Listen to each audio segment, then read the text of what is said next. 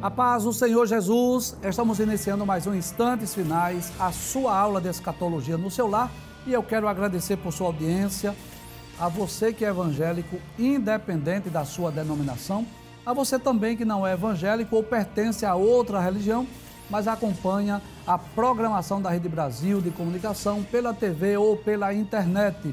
Que Deus te abençoe, que as bênçãos de Deus continuem sendo derramadas sobre a sua vida, sobre a sua família.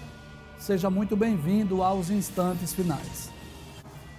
Eu gostaria de lembrar que se você deseja assistir ou rever um dos nossos programas sobre os eventos escatológicos, sobre o livro do Apocalipse, sobre o livro de Daniel, ou dessa nova temporada da infalibilidade das profecias bíblicas, você pode ir lá no YouTube, no canal Rede Brasil Oficial, e você pode assistir ou rever um desses programas. Caso você queira enviar a sua mensagem ou a sua pergunta para nós, o número do WhatsApp está aparecendo aqui na sua tela. Coloca aí, por gentileza, que é o 994661010. Fique à vontade. Não é só para esse número, não é só para você enviar perguntas, não. Você pode enviar sua crítica, sua sugestão, dê o seu parecer sobre o programa, não é? E se você tem alguma sugestão, não hesite em mandar para nós. Saiba que a sua opinião é muito importante para nós. Como é do seu conhecimento, nessa nova temporada, nós estamos estudando sobre a infalibilidade das profecias bíblicas. Nosso desejo, se Deus assim nos permitir, é estudar as principais profecias lá de Gênesis até o livro do Apocalipse. Nós não vamos estudar todas, não, nós estamos extraindo as mais importantes. Já estudamos dezenas, já estudamos profecias sobre a morte, já estudamos sobre o dilúvio, sobre a primeira promessa messiânica, estudamos as profecias na história de Abraão, na história de José do Egito, já estudamos sobre Moisés, já estudamos várias profecias sobre a nação de Israel, sobre a peregrinação no deserto, já estudamos as profecias do Pentateuco. Estudamos nos últimos programas duas profecias que consideramos as mais importantes lá do livro de Josué, aquela do capítulo de número 1, onde Deus aparece a Josué para animar Josué diante daquela grande tarefa, e estudamos também a profecia do capítulo de número 6, quando Deus dá a Josué a estratégia para ele conquistar a cidade de Jericó. Foi o que vimos no último programa. Hoje nós vamos estudar uma das profecias mais conhecidas da Bíblia, que é já no livro de Juízes. Hoje já vamos começar as profecias no livro dos Juízes. E hoje vamos estudar sobre aquela batalha, a vitória de Gideão, com um exército de apenas 300 homens sobre os midianitas. Mas antes, traz a tela, por favor, isso. Eu gostaria de falar um pouco sobre o livro dos Juízes, ou o período dos Juízes de Israel, que durou aproximadamente 4 séculos ou 400 anos. Você sabe disso, que após a conquista da terra de Canaã, após a distribuição da terra para as tribos de Israel, Deus não levantou de imediato um substituto para Josué. Então, quando os hebreus conquistaram a terra de Canaã, o povo desobedeceu a Deus. Eles não expulsaram todos os moradores. Deixa eu falar aqui nessa câmera. Então, os hebreus, nos dias de Josué, conquistaram a terra, repartiram, distribuíram a terra para as tribos de Israel. Nós vimos isso, inclusive, nos programas anteriores. Mas o povo de Israel cometeram duas falhas, dois pecados que resultou em grandes prejuízos, resultou em grandes consequências. O primeiro foi não expulsar todos os moradores. Deus havia dito aos hebreus que eles deveriam expulsar todos os moradores. Porque se eles não expulsassem os moradores, eles iriam viver em aperto. Aqueles moradores da terra de Canaã seriam como espinho nos olhos dos hebreus. Inclusive, nós já estudamos essa profecia aqui. E o que foi que aconteceu? Se você ler o primeiro capítulo do livro dos Juízes, você vai perceber isso. Que os hebreus não cumpriram na íntegra a ordem de Deus, não obedeceram ao mandamento divino. E nós já dissemos aqui, mas eu faço questão de dizer mais uma vez. Quando Deus dá uma ordem, quando Deus determina algo, não é simplesmente por capricho, não. Há um porquê, há uma razão. Todos os mandamentos divinos, todas as ordens de Deus, há uma razão. Embora que nós, seres humanos e falhos como somos, nem sempre nós somos capazes de entender ou de compreender o porquê daquela ordem. Então, qual foi o primeiro erro dos filhos de Israel? Se você ler o capítulo 1 do livro dos Juízes, você vai perceber isso. Eles não expulsaram todos os moradores. Eles começaram a fazer o quê? Pacto, aliança. Eles começaram a conviver com os cananeus. Quando Deus disse, olha, expulsa. Coloque esse povo para fora. E você sabe disso, que o povo de Israel estava sendo o instrumento do juízo, do castigo de Deus contra aquelas nações. Segundo lugar, eles não destruíram os bosques, eles não destruíram os altares, os deuses, os ídolos, os lugares de culto e de adoração daqueles povos. Então, além do povo de Israel não expulsar os moradores, eles deixaram lá os seus altares, os seus deuses, as suas divindades. E aí, isso trouxe uma dupla consequência para o povo de Israel. Eles, além de estarem convivendo na terra com os cananeus, jebuseus, amorreus, que Deus havia dito expulsem, os filhos de Israel começaram a adorar aqueles deuses, adorar aqueles ídolos.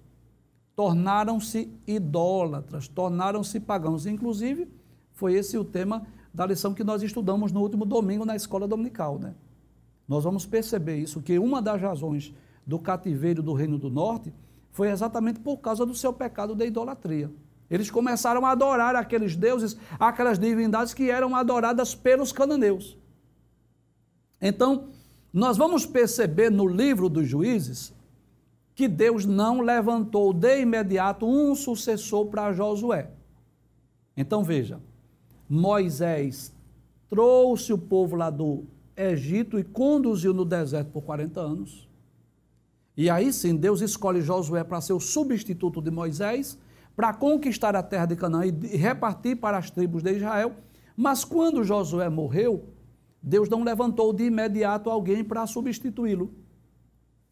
E como o povo havia conquistado a terra e não havia expulsado os moradores e não havia destruído os seus bosques, os seus ídolos, as suas imagens, os filhos de Israel começou o quê? A adorar aqueles deuses, adorar aqueles ídolos. E isso trouxe o quê? Isso trouxe castigo, juízo divino. E nós vamos perceber no livro dos Juízes aquilo que nós chamamos de ciclo vicioso, uma repetição muito comum no livro dos Juízes. O período dos Juízes durou aproximadamente 4 séculos, mais ou menos 400 anos. E nesse período Deus levantou em média 14 juízes, alguns deles bem conhecidos, né? Gideão, Débora, Balaque, Jair, Sansão e Samuel, são alguns dos mais conhecidos, você sabe disso. Então, o que é que ocorreu no livro dos Juízes? Se você ler esse livro, você vai perceber isso. Os filhos de Israel faziam o que era mal aos olhos do Senhor. Ou seja, adorava outros deuses, adorava outros ídolos. Aí Deus, como castigo, Deus os entregava na mão de nações estrangeiras, midianitas, cananeus, filisteus. Algum povo que se assenhorava do povo de Israel, dominava sobre eles. E aí o que acontecia? O povo, quando estava debaixo da aflição, sendo oprimido por aquele povo, aí o povo clamava a Deus. Começava a orar, pedir a Deus o libertador, aí Deus levantava um juiz, desses que nós citamos os nomes, né? Gideão, Sansão, Débora, Balaque e outros. Samuel.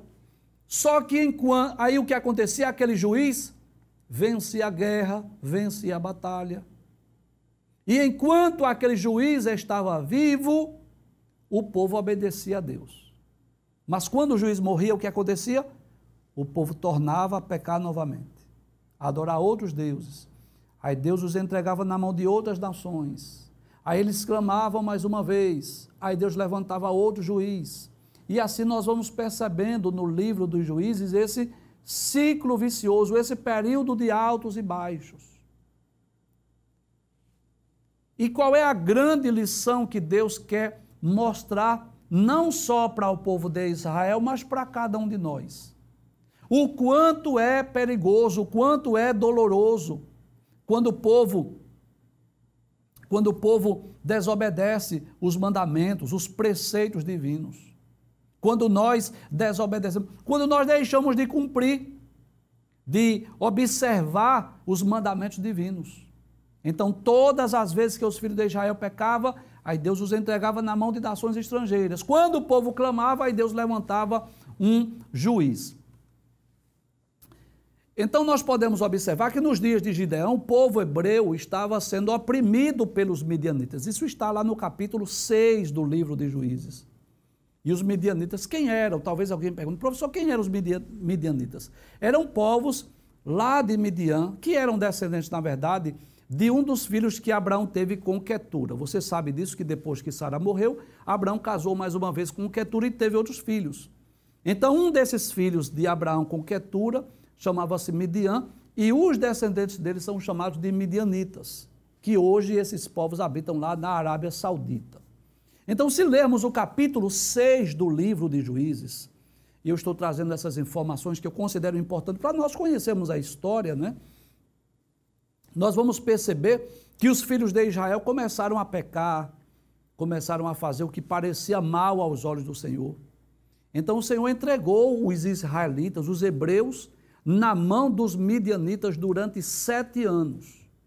Foram 7 anos em que os midianitas dominaram o povo de Israel.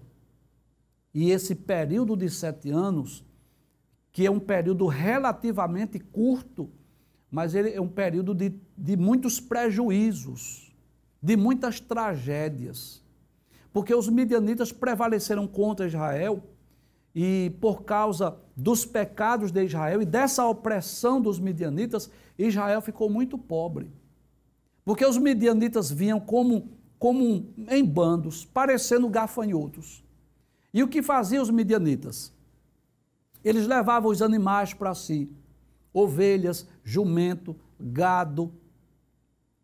Eles passavam com os seus animais nas plantações, em cima das plantações, seja lá de trigo, seja lá qual fosse a plantação de Israel. Então, além de levar os animais, eles deixavam também a terra sem aquela lavoura. Os hebreus plantavam e eles vinham destruindo, digamos assim, com os seus animais. Inclusive, foi por causa disso que os hebreus, nessa época, os israelitas, fizeram suas cavernas, fizeram suas fortificações, fizeram lá suas covas, porque ficavam esperando, a qualquer momento os midianitas voltam. Então, todas as vezes que os midianitas vinham, levava seus animais, destruía os produtos da terra e deixava o povo de Israel em miséria, com fome. Imagine, por exemplo, um agricultor que teve o trabalho de fazer a sua plantação, daqui a pouco vem os midianitas com os seus animais, passa em cima da lavoura, destrói tudo, e agora ficou o povo de Israel passando fome, passando necessidades, passando privações, por causa dessa opressão dos midianitas. E é aí que vai iniciar a história de Gideão. Deus chama Gideão e lhe dá a ele essa incumbência, essa missão, essa responsabilidade de julgar a Israel, de destruir o exército dos midianitas e de julgar o povo de Israel durante um período de tempo. Para quê? Para que ele pudesse liderar. É importante nós lembrarmos isso, que a princípio a missão do juiz qual era? Era vencer aquela guerra, era vencer aquela batalha, era vencer aquele exército inimigo, mas depois que ele vencia aquela batalha, ele continuava julgando a Israel. Então, eu posso dizer que o período dos juízes, ele é exatamente um período intermediário entre a liderança de Josué e o reinado. Inclusive você sabe disso, mas eu quero lembrar que o último dos juízes foi exatamente Samuel, que foi Samuel quem ungiu os 2 primeiros reis de Israel. Samuel tanto foi usado por Deus para ungir Saul, como também para ungir Davi como rei de Israel. Então o período dos juízes é esse período cheio de altos e baixos, esse período de ciclo vicioso, esse período em que os exércitos inimigos, quer sejam midianitas, cananeus, filisteus, dominavam Israel. Aí Deus levantava um juiz e o juiz vencia aquela guerra, vencia aquela batalha, sucumbia o exército, julgava o povo, mas depois o povo tornava a pecar novamente. E aí que nós vamos falar sobre essa missão, essa responsabilidade que Deus entregou a Gideão de lutar contra os midianitas para dar vitória ao povo de Deus. Só que isso não é só uma história bíblica, nós vamos estudar isso, a profecia. Porque esse é o nosso objetivo, né? Nós estamos estudando a profecia, nós queremos comprovar, confirmar a veracidade das profecias bíblicas, que as profecias bíblicas são infalíveis. Agora, para nós não contarmos apenas a profecia e o cumprimento, nós trazemos algumas informações bíblicas, algumas informações históricas. Para quê? Para que você possa ter essa compreensão mais detalhada do texto bíblico, para que você possa compreender melhor a palavra de Deus. Muito bem, abre essa tela, por gentileza.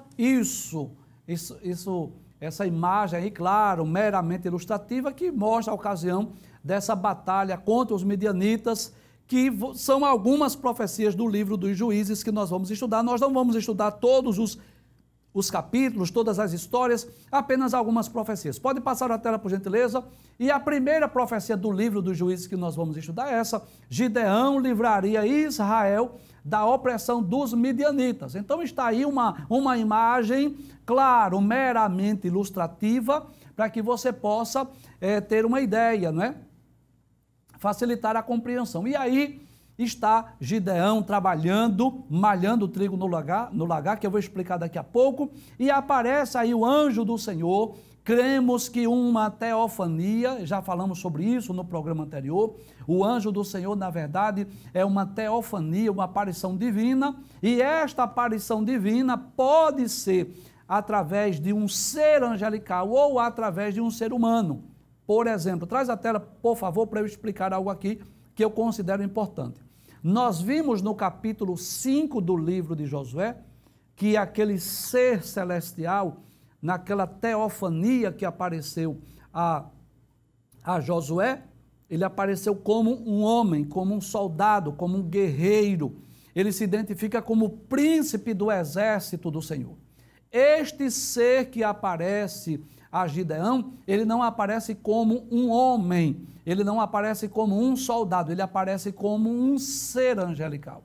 Mas cremos sim que era o próprio Deus ou o próprio Cristo pré-encarnado. Abre a tela mais uma vez, por gentileza. Então está aí Gideão, que estava trabalhando num belo dia, malhando o trigo lá no lagar para esconder dos midianitas, e aparece o anjo do Senhor. E o que é que o anjo diz? O anjo do Senhor veio e assentou-se debaixo do carvalho que está em Ofra, que pertencia a Joás, a Biesrita. Aparece ali o ser angelical, se senta, fica observando Gideão trabalhando. Gideão não sabia, mas a partir daquele momento a sua vida ia ter uma mudança. O ser angelical chegou ali para lhe dar uma ordem, uma missão, uma incumbência, uma tarefa difícil, mas o anjo estava ali para encorajá-lo e para dizer para ele como ele iria cumprir aquela tarefa, né? Então imagina, né, eu fico pensando assim, às vezes eu estou lendo, estudando a Bíblia, eu fico imaginando, pensando, né? Então imagina aqui, Gideão malhando o trigo no lagar, de repente ele para e olha, e quem está diante dele? O anjo do Senhor, sentado embaixo de um carvalho. Pode abrir a tela, por gentileza? Aí diz assim: Gideão, seu filho, estava malhando o trigo no lagar para o salvar dos midianitas. Então deixa eu explicar aqui nessa câmera. O que é malhar o trigo? Malhar o trigo é aquele período depois da colheita, não é, que eles faziam, eles começavam a bater no trigo para separar exatamente a palha da semente propriamente dita, ou do trigo propriamente dito. Então, malhar o trigo era exatamente bater para fazer essa separação entre a palha e a semente do trigo que iria fazer o pão, iria fazer os bolos, né, com o trigo. Só que Gideão estava fazendo isso no lagar. E você sabe que lagar era o local onde pisava-se as uvas. Quando se fazia vinho ou suco, eles colhiam as uvas, colocavam lá, era uma espécie de um tanque, e eles colocavam ali aquelas uvas e começavam a pisar, a espremer aquelas uvas para sair o suco ou vinho. Então, nós vamos perceber que Gideão estava trabalhando, malhando trigo, onde? No lagar, que era exatamente com o objetivo de esconder dos midianitas. Porque se ele fizesse isso na eira, se ele fizesse isso ao ar livre e os midianitas viessem, poderia passar os animais por cima, poderia roubar, poderia levar. E é muito interessante essa informação que o texto de Juízes, capítulo 6, versículos 1 a 10, diz que por causa dessa opressão, por causa dessas invasões estrangeiras, os filhos de Israel fizeram suas cavernas, suas covas e suas fortificações para fugir, para esconder. Mas observe que coisa interessante. Gideão estava trabalhando. Então, mesmo correndo o risco de perder tudo, mas ele estava trabalhando. E essa é uma das principais características daqueles que são chamados para fazer a obra de Deus. Nós vamos perceber isso, que geralmente Deus chama pessoas que estão trabalhando. Há vários exemplos, né?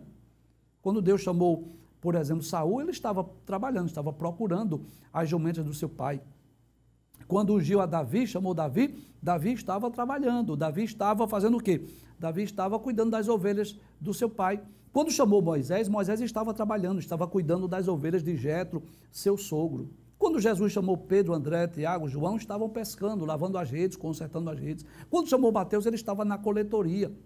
Enfim, os homens de Deus geralmente são chamados, Deus chama pessoas que estão ocupadas, que estão fazendo alguma coisa. E Gideão não estava de braços cruzados. Gideão estava trabalhando na ocasião que o anjo do Senhor chegou para comissioná-lo para uma tão grande e importante tarefa. Pode passar a tela, por gentileza? E o anjo do Senhor lhe apareceu e lhe disse: o Senhor é contigo, varão valoroso. Né? Que mensagem maravilhosa. Pode trazer a tela. Que mensagem que traz ânimo, fé e esperança, né? Esse termo, essa palavra, essa promessa, o Senhor é contigo, é de se esperar o quê? De trazer ânimo, de trazer fé, de trazer esperança. É uma palavra motivadora, concorda comigo? Quando você diz assim, o Senhor é contigo, Deus é contigo, isso é uma palavra motivadora, mas parece que ela não surtiu muito efeito no coração de Gideão. E eu acho muito interessante a coragem de Gideão, porque ele vai questionar. Ele vai questionar o anjo, como o Senhor é comigo? Veja o que diz o texto, pode passar, versículo 13. Pode passar a tela? Aí ele diz assim, Gideão respondeu, ai meu Senhor, se o Senhor é conosco, por que tudo isso nos sobreveio? Em outras palavras, se Deus é conosco, se Deus é comigo, por que é que nós estamos entregues na mão dos midianitas? Por que é que os midianitas estão invadindo a nossa terra? Por que é que nós estamos cada vez mais pobres? Aí ele começa a dizer, e o que é feito de todas as suas maravilhas que nossos pais contaram? E eu aprendo aí algo extraordinário. Deixa eu falar aqui dessa câmera. Gideão ouviu falar dos feitos de Deus, das obras de Deus, das maravilhas de Deus. E essa era uma característica dos pais hebreus, inclusive o mandamento de Deus, né? Lá em Deuteronômio capítulo 6, a partir do versículo 5, Deus disse aos hebreus: estas palavras que hoje te ordeno estarão no teu coração, e as intimarás a teus filhos, e delas falarás andando pelo caminho, assentando-te, deitando-te, levantando-te. Deus havia dito isso aos hebreus, para que eles falassem aos filhos das obras, dos feitos, das maravilhas. E é como se Gideão tivesse em dúvida: como é isso? Nossos pais contaram tanto dos feitos, das maravilhas. Com certeza, Gideão ouviu os seus pais falando, né?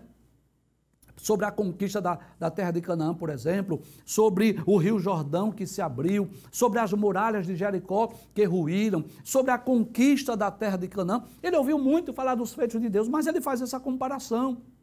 Se Deus é conosco, por que isso nos sobreveio? O que é feito das maravilhas? Será que Deus deixou de fazer milagres? Será que Deus nos abandonou?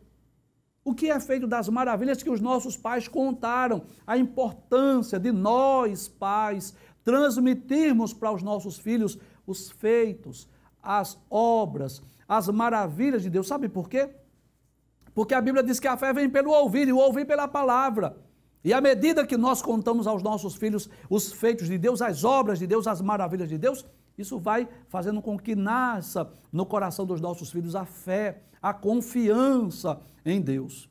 Então eu percebo aí a coragem e a bravura de Gideão de perguntar: o que é feito das maravilhas de Deus, que os nossos pais contaram?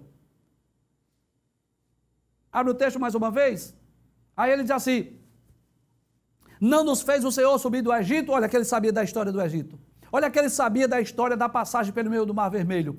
Não nos fez o Senhor subir do Egito, porém agora o Senhor nos desamparou e nos deu na mão dos midianitas. Porque essa é a verdade, irmãos. Quando nós, pode trazer a tela, por favor. Quando nós estamos sendo provados ou debaixo do juízo de Deus, deixa eu falar aqui, porque na verdade o que os hebreus estavam passando não era uma provação, não, era um juízo, era um castigo por causa dos seus erros.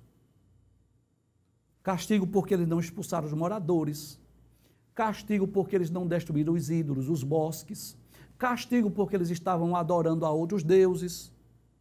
E essa é a verdade. Quando o crente está sendo provado ou castigado por Deus, o sentimento de abandono é inevitável. Você talvez já se sentiu assim alguma vez, né? Como se Deus não se importasse mais, como se Deus não quisesse mais falar conosco, como se Deus não ouvisse mais as nossas orações. Esse era o sentimento de Gideão. De Gideão, e eu posso dizer de muitos hebreus, achou, olha, Deus nos desamparou, Deus não se importa mais conosco, só que era o inverso. O anjo do Senhor estava aparecendo naquela ocasião exatamente para fazer o inverso, exatamente para usar aquele que seria o juiz de Israel, que venceria a batalha contra os midianitas e que iria julgar o povo de Israel para dar vitória naquele momento aflitivo que eles estavam vivenciando. Abre a tela mais uma vez. Aí ele diz assim: porém agora o Senhor nos desamparou e nos deu na mão dos midianitas. Pode passar o texto, versículo de número 14.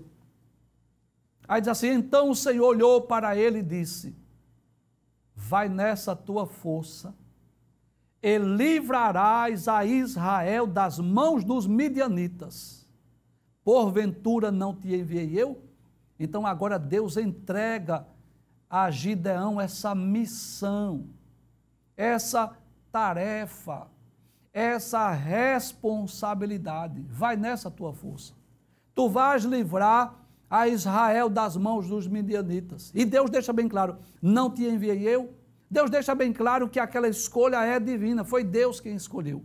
E eu posso aprender mais uma lição, porque você sabe disso, nós não estamos estudando só a profecia, nós estamos estudando lições para as nossas vidas. E o que é que eu aprendo? É Deus quem chama, é Deus quem vocaciona, é Deus quem prepara pessoas para fazer a sua obra.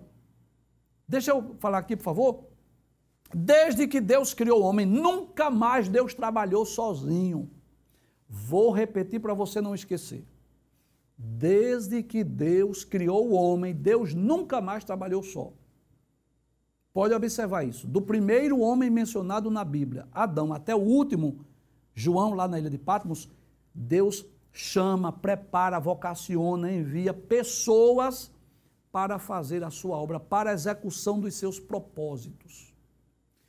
Nós falamos, inclusive, no programa anterior, quando nós falamos sobre Josué e a conquista da cidade de Jericó, nós falamos que os milagres de Deus ocorrem através de ações humanas. Deus poderia mandar um terremoto lá para Jericó e as muralhas ruírem, mas Deus disse, não, eu vou botar o povo para rodear a cidade, depois o sacerdote toca a buzina e o povo dá um grito, então as muralhas caem. Mas só depois de 7 dias, na 13ª volta. E agora, Deus poderia mandar um anjo, como mandou o anjo destruir o exército de Senaqueribe.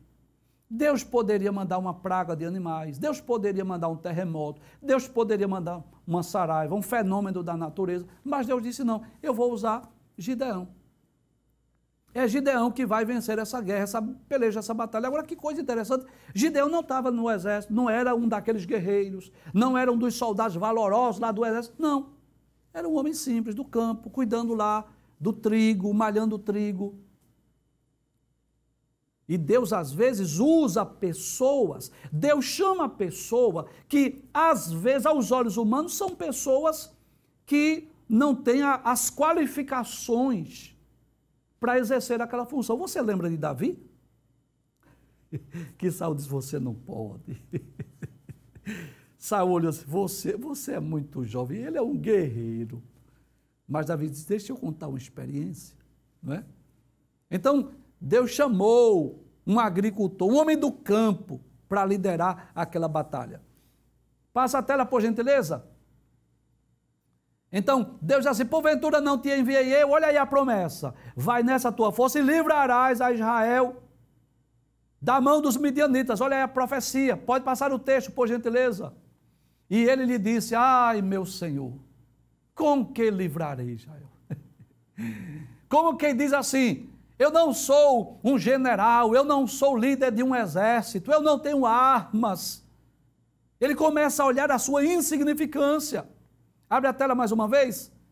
Ele diz assim, olha, eis que a minha família é a mais pobre em Manassés, da tribo de Manassés. Eu sou o menor da casa de meu pai. Deus, como que diz assim, não tem lógica, não tem sentido. Pode abrir a tela, por gentileza? Versículo 16, que é o último texto que fala sobre essa profecia. Aí o Senhor disse assim, porquanto eu hei de ser contigo, tu ferirás os midianitas como se fossem um só homem. Olha aí a profecia. Olha aí a promessa. Deus disse, você vai livrar os midianitas como se fosse um só homem.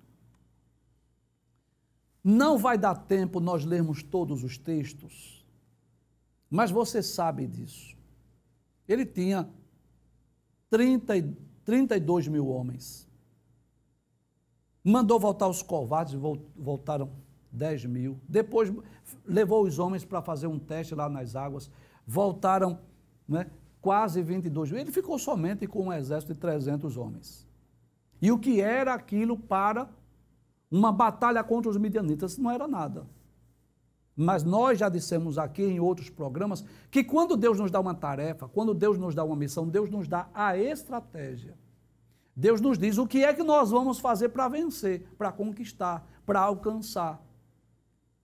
Da mesma forma como Deus havia dito a Josué, como era que ele iria vencer a cidade que nós estudamos de Jericó, Deus disse a Gideão como era que eles iriam fazer. Então havia um segredo de Deus, né? Que mais uma vez eu posso dizer que era preciso fé, era preciso ele acreditar. Inclusive, Gideão se destaca, eu acho muito bonito, que ele começa a fazer prova, né? Começa a fazer teste com Deus. Que houvesse orvalho na eira, mas na lã secura, ou o inverso, na lã tivesse orvalho, secura na eira. E Deus não dá 2 sinais, não, Deus dá 3, porque ele vai ouvir um sonho. E alguém disse assim, isso é a espada de Gideão. Deus deixa bem claro que ele havia sido escolhido. E Deus dá estratégia. Deus diz o que ele deveria fazer. E com aqueles 300 homens, ele vai dividir em 3 grupos, em 3 esquadrões, posso dizer assim. E cada soldado daqueles estava com a corneta, com a buzina, e estava com uma tocha na mão.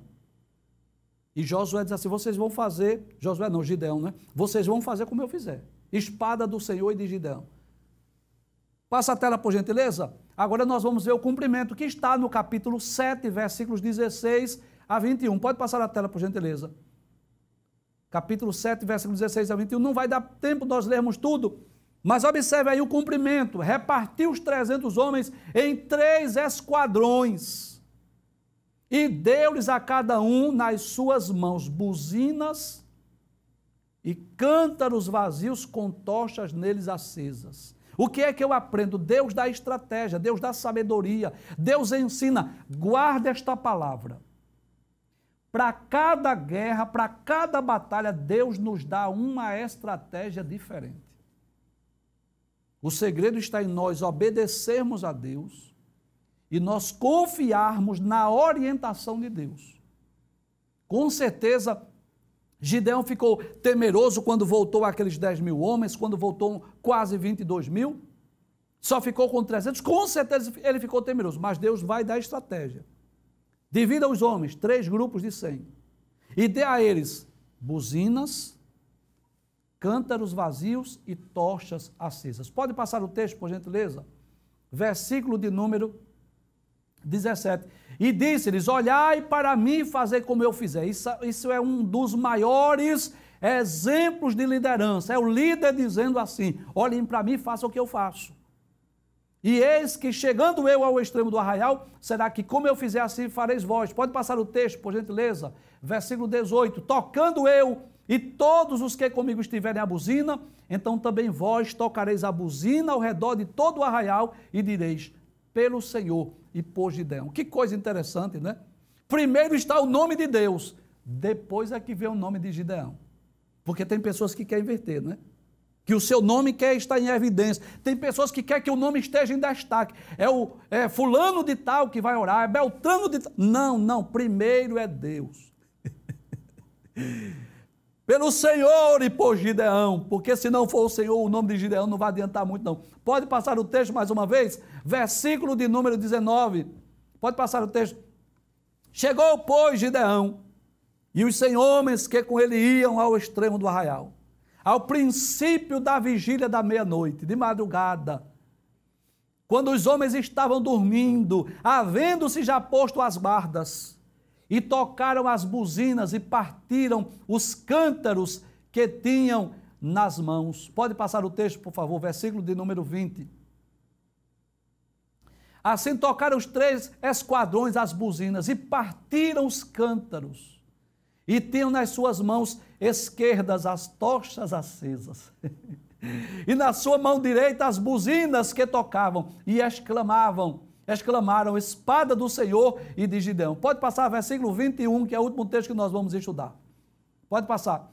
E ficou-se cada um no seu lugar ao redor do arraial. Então todo o exército deitou a correr e, gritando, fugiram. Então, posso dizer que Gideão, mesmo sendo minoria, mesmo sendo um exército pequeno e insignificante, mas pela orientação, pela estratégia que Deus deu, ele conseguiu vencer aquela batalha e Deus deu vitória ao povo de Israel através daquela batalha contra os inimigos. E nós podemos aprender isso, que nós também muitas vezes estamos diante de guerras, claro, de guerras e batalhas diferentes das batalhas de Gideão, claro, eu tenho certeza disso. As nossas batalhas hoje são diferentes, mas que Deus nos dá estratégia, que Deus nos ensina o que fazer para que nós possamos vencer as batalhas que estão diante de nós. Com certeza, esta é mais uma das muitas profecias infalíveis da Bíblia Sagrada.